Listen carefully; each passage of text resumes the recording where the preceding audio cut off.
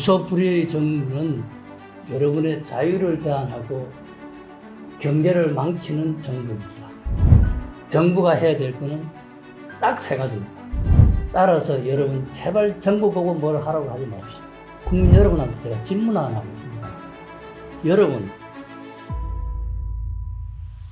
교수님께서 이제 재정학회장도 하시고 조세학회장도 하셨는데, 그러면 먼저 재정 문제에 대해서 좀 몇 가지 여쭙도록 하겠습니다. 사실 우리는 최근에 들어서 이제 정부 부채가 너무 급격하게 올라서 많은 사람들이 걱정하고 있지 않습니까? 그동안 국가 신용도를 유지하기 위해서는 GDP 대비 정부 부채가 40%를 넘으면 안 된다. 이게 마치 마지노선이다. 이런 인식을 가지고 이전 정부들은 그 이하를 하려고 노력을 해왔습니다. 그런데 현 문재인 정부 들어서 40%라고 하는 것은 경제학 책에도 안 나와 있고 가이드가 없다. 그러면서 그건 무시해도 된다. 이렇게 주장을 하면서 지금 50% 가까이 지금 올라갔습니다. 실질적으로는 공기업 부채라든지 이런 거 다 포함하면 2,000조라 그러거든요. 예, 그렇죠. 2,000조면은 우리 GDP를 넘는 그렇죠, 규모입니다. 넘죠. 예.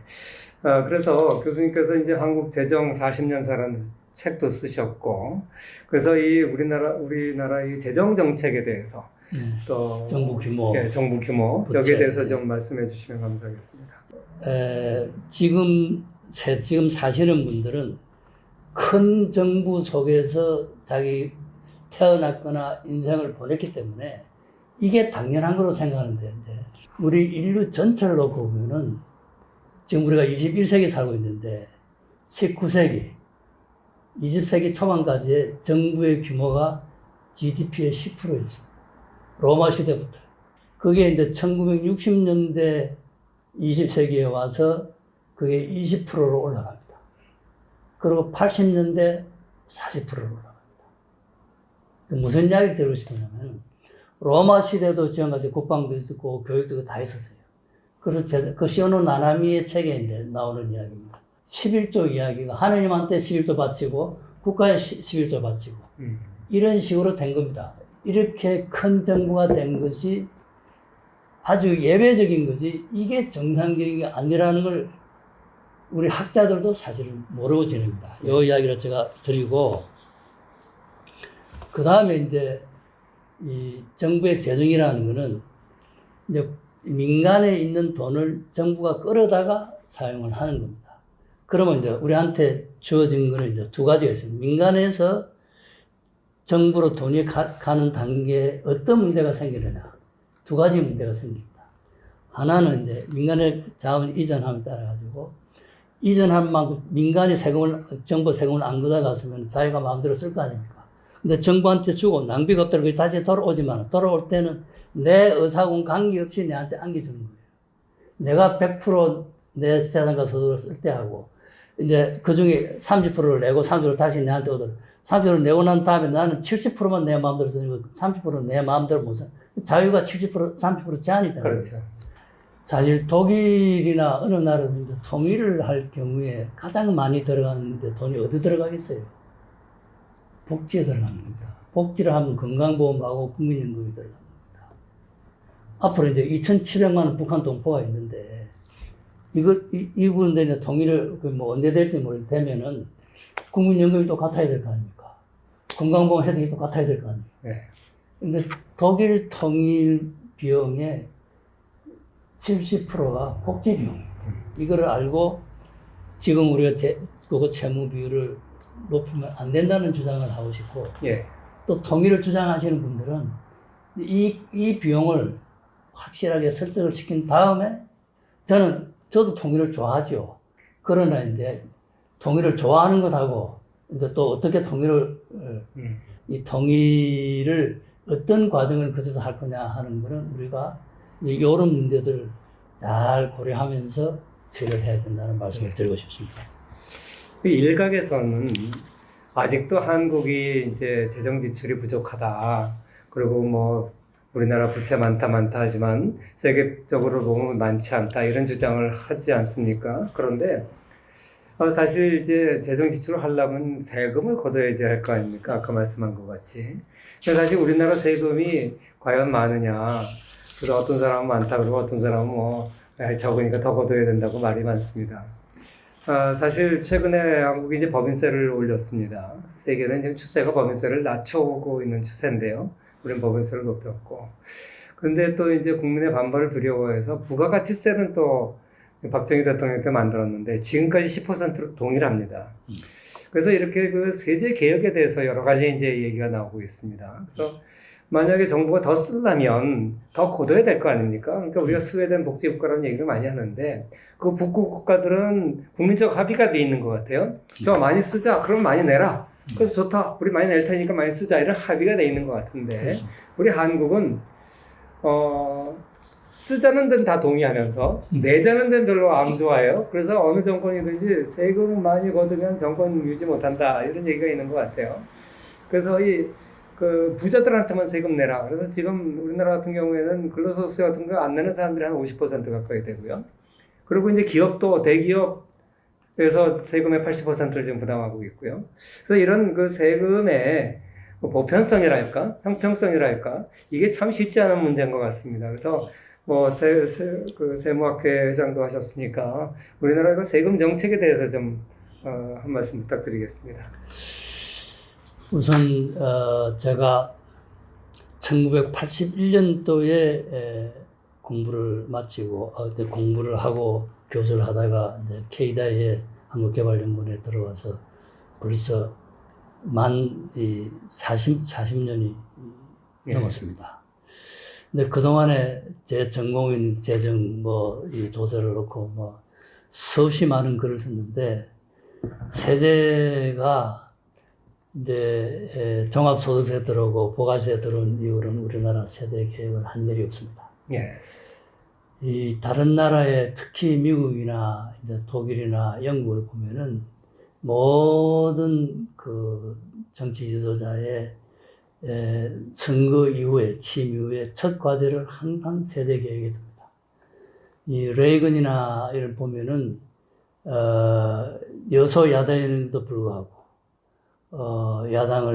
민주당을 설득시켜서 6개월 만에 세제 개혁을 합니다. 소득세 세율이 50%, 60% 되던 거를 30%로 낮추고. 자, 이제 부가세를 놓고 그게 부마항쟁해서 박정희 대통령을 어쩌다 하는데 저는 그런 거는 참 왜냐하면 부가세 도입 전이나 부가세 도입 후나 우리나라의 소비가세 부담이 늘어나지 않았습니다. 세 부담이 늘어나지 않았는데 그렇죠. 뭐를 저항을 하고 말고 있습니까? 앞으로 세제 개혁을 이제 어떻게 해야 되느냐 하는 거를 놓고 구체적인 이야기는 조금 더 말씀드리고요. 지금 이제 이번에 새 정부가 저는 이 자유주의 사상을 가진 분이 대통령이 됐으면 하는 개인적인 바람을 가지고 있는데 어쨌든 이 세제 개혁을 이제 반드시 해야 됩니다. 우리 세제가 지금 누더기입니다. 누더기. 우리 몸에 맞지 않는 옷을 입고 있어요. 그래서 이거를 반드시 해야 되는데 그럼 하려면 어떻게 해야 되느냐? 지금 이제 기획재정부에 세대발전 심의회라는 게 있는데 그게 한 50명 이렇게만 그게 안 되고요. 그리고 세제는 정치가들이 만들면 안 됩니다. 그렇지. 최고의 전문가들이 이름을 해서 좋은 안을 만들라 그러고 그거를 이제 마지막에는 이제 국민들을 설득을 시켜야겠죠.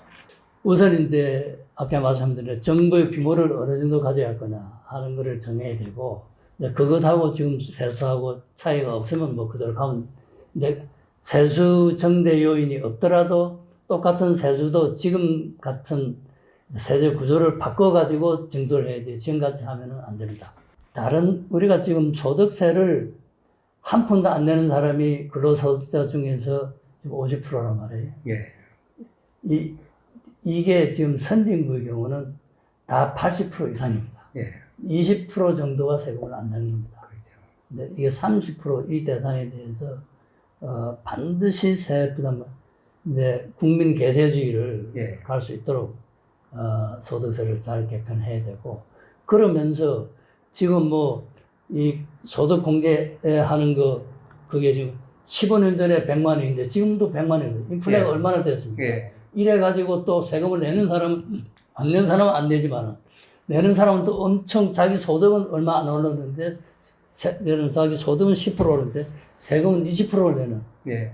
아니 부동산 말고요. 근로소득세도 지금 예. 그런 상황이에요. 예. 이런 걸 많이 고쳐줘야 됩니다. 그래서 이제 제가 볼 때는 이제 소득세가 중심세가 돼야만 세제를 가지고 소득 재원별을 한다 그러는데 그걸 할 거 아닙니까? 소득 세대가 중심이 안 되는데 어떻게 소득 재원별을 합니까? 예. 그러고 이제 부가가치세를 이제 만약에 세수 정대가 필요하다고 판단이 되면은 저는 부가가치세를 올릴 필요가 있다고 봅니다. OECD 평균적으로 부가가치세 세율이 뭐 35%, 25% 포함하고 뭐 10% 이래가지고 지금 평균이 19%입니다. 우리가 10%지 않습니까? 예. 그러면 이거를 그래서 저는 일단은 15% 정도를 올렸으면 좋겠다.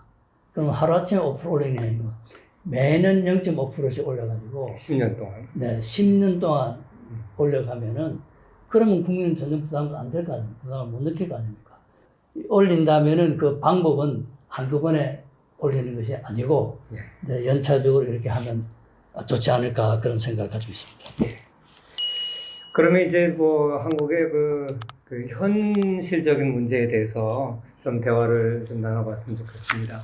교수님께서 최근에 대한민국 파괴되고 있는가라고 하는 이제 이 책을 네. 여러 저자분들하고 같이 쓰셨어요. 그래서 그 현 정부의 정책에 대해서 여러 가지 이제 비판을 하셨습니다.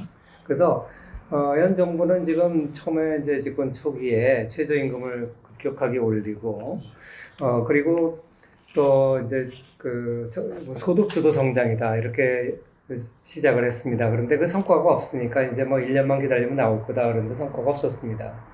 최근에는 이제 코로나 때문에 경제 성장률이 둔화된 것처럼 얘기를 하지만 사실 현 정부의 경제 정책에 여러 가지 그 실수가 있었던 것 같습니다. 지난 그 4년 반 이제 거의 이제 얼마 남지 않았는데요. 문재인 정부의 경제 정책에 대해서 무엇이 문제였는지 이런 거에 대해서 좀 말씀해 주시면 감사하겠습니다. 이 대한민국 파괴되고 있는가 문재인 정권의 대한민국 파괴 이 책자를 2019년에 했습니다. 근데 문재인 정부가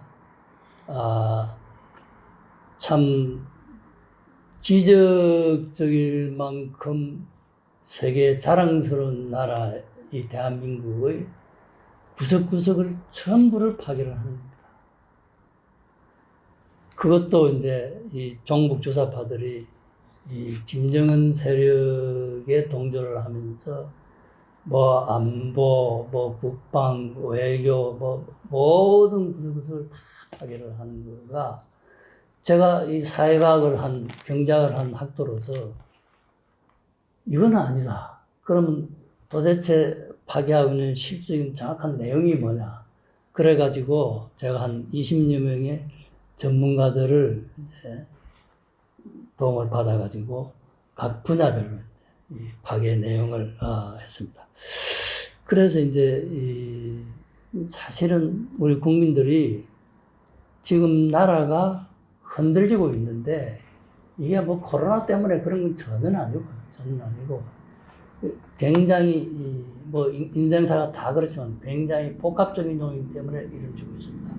그리고 그 복합적인 요인을 이제 제가 짚어보면은 이미 나온 이야기를 다 포함해서 종합적으로 지금 이렇습니다. 문재인 대통령을 위시한 이 종북 좌파 세력, 소위 반자유주의 세력이 대한민국의 구석구석을 파괴하는 이 현상이 있고, 그 다음에 이제 자꾸 정부를 크게 키우니까 정부랑 공공부문이라는 것은 근본적으로 경영력이 없고 비효율적이고 생산이 낮은 부분입니다. 이런 걸 왜 하나 이런 이야기죠. 뭐 선거 시즌에 이런 이야기를 하는 것이 뭐 적절하지 않다고 생각하지만 그러나 나라가 처한 상황이 너무나 위급하기 때문에 말을 하지 않을 수가 없는데요. 인류 역사를 놓고 보면은 작은 정부일 때 나라가 번창을 했고 이 집단이 정확한 룰에 따라서 자기의 역할을 할 수 있을 때 하는 거고 그리고 좌파적인 이 큰 정부 또 좌파적인 이 자유억압적인 정책을 가지고는 성공한 경우가 한 번도 없었습니다. 뭐 그 대표적인 사례가 뭐 말할 필요 없이 김정은 저 세력인데요. 이 우리가 딱 보고 실패하는 건 안 해야 될 거 아닙니까? 그럼 김정은, 김일성 3대가 이렇게 한 그 실패한 정책을 우리가 이렇게 개명천재, 이렇게 배운 우리 국민들이 왜 거기에 따라갈 필요가 있어요? 아니, 잘하는 걸 모방하기도 한데 그 방향, 반대 방향을 열심히 한다. 그걸 또 더더구나 정치 지도자가 앞장선다는 거는 그거는 내가 보기에는 그 지도자 본인한테도 불행한 거고 우리 국민한테도 대단히 큰 불행이 닥칠 거로 생각합니다. 예, 그러니까 현 정부가 일자리 정부다 그러면서 일자리 현황판까지 만들고 뭐 했는데 결국은 이제 정부 예산 퍼주기에는 가짜 일자리만 많이 만들었다 이런 비판이 많았었죠. 사실 일자리는 기업이 만드는 건데 정부가 세금 받아다가 일자리 만들면 그거 못할 나라가 없겠죠. 우선 아까 이익 집단 얘기를 했었는데 기업도 정경련 같은 게 하나의 이익 집단이라고 볼 수 있지만 노동자를 대표하는 노조도 이제 이익 집단이라고 볼 수 있습니다. 그런데 지금 현 정부는 노조 측의 그 눈치를 상당히 보는 것 같아요. 그래서 노동시장이 유연하고 굉장히 중요한 과제라는 것은 역사가 증명하고 있는 건데 그런 쪽의 그 노동개혁이라든지 이쪽의 정책은 거의 못하는 것 같습니다. 그래서 이 노동 문제, 노조 문제, 강성 노조 문제 여기에 대해서 좀 말씀해 주시죠. 여러분들 우리 제품 시장에서 독점에 대해서는 뭐 그냥 자성적으로 반대를 하죠. 근데 사실 여러분 노동조합이 노동의 수요 공급에서 공급 독점입니다. 공급 독점. 그런데 다른 뭐 기업들의 독점은 그렇게 뭐 죄송합니다. 거품을 물면서 반대를 하시면서 이 노동시장에서의 유일한 독점인 이 노조에 대해서는 전혀 그렇게 안 보는 이게 좀 잘못됐습니다. 그리고 이제 저는 노동조합을 부인하는 노동조합은 당연히 있어야 됩니다. 다만 이제 그 노동조합이 해야 될 아까 정부의 역할을 이야기했네요. 노동조합이 해야 될 역할이 있는 거 아니겠습니까? 노동조합은 뭐 저는 여러분 다 아다시피 아마 근로기준 그렇게 나와 있는데 뭐 간단하지 않습니까? 더 많은 임금을 받고 싶어 할 거고 그리고 자기가 일하는 작업장의 안전을 보장받아서 좋은 노동 조건, 예, 근로 조건, 근로조건. 뭐 저 산대에서 벗어나고 이 두 가지가 노동조합이 본래 출발한 것도 그렇게 했고 모든 나라에서 그게 노동조합의 역할이라고 생각을 하고 있습니다. 그런데 현재 우리나라는 어떻습니까? 노동조합이 정치를 그냥 노동조합원들이 정당에 가입하는 당연하지만 노동조합의 대표가 나와서 하고 정부의 권위를 무시하고 이거는 다 이거 처단해야 되는 거죠. 정교조도 마찬가지로 자기네들 월급도 달라. 학교 시설 같은 거 잘해서 우리가 쾌적한 속에서 애들을 가르치게 해주죠. 이런 주장하는 거는 뭐 정상이에요. 근데 정교조가 나와서 교육 정책을 이래라 저래라 한다고. 교육 정책은 국민이 뽑은 정치가들이 하는 거고 전문가들이 하는 거지. 정교조가 뭐 왜 교사 아니면 자기는 교사 아니에요. 교사 또 교수 아닙니까? 네. 교사 교수의 직분을 하면 되는 거지. 왜 국가 정책에 또 그것도 혹여 있으면 건의를 하는 거죠.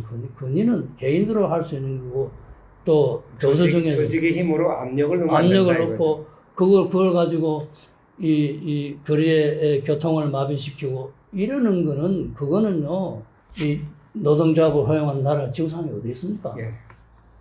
그래서 저는 새 정부가 들어오면은 새 정부든 현 정부든 간에 이 노동조합의 딱 선이 어디다 하는 것을 정확하게 하고 그 선을 넘는 것에 대해서는 가혹하게 어떤 이 제재가 가해져야만 된다고 생각합니다. 예. 사실 노동 3법을 우리가 보장하는 이유는 노동자들을 사회적 약자, 또 기업가에 비해서 상대적으로 약자라는 인식 때문에 노동자에게 특별한 단결권이라든지 정의권이라든지 이런 노동 3법을 부여하는 건데 오늘날 노동조합은 하나의 권력이 되는 것 같다. 권력. 예, 제5의 권력이다. 이거를 이제. 뭐 제압하는 권력이 없지 않습니까? 예, 이런 얘기가 하고